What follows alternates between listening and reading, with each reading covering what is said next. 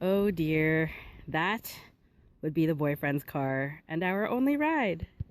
I swear it's in there.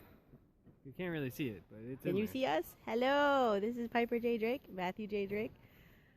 This is the aftermath of the blizzard. He's very depressed. He's actually very, very, very depressed about his car.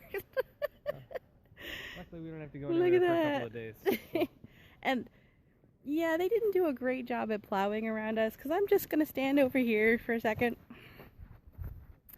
and point out that this, which is taller than me, is in the handicap spot.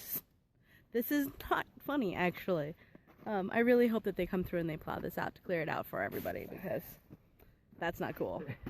But yeah. All right. Do you want to show them my car one more time? We'll show you the car one more time. Here we go. Flip the camera.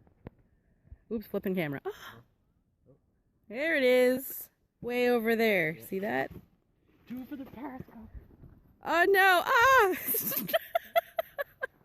Yes, people, that was Matthew J. Drake. Are you okay? And that's us signing out. That's a terrible idea.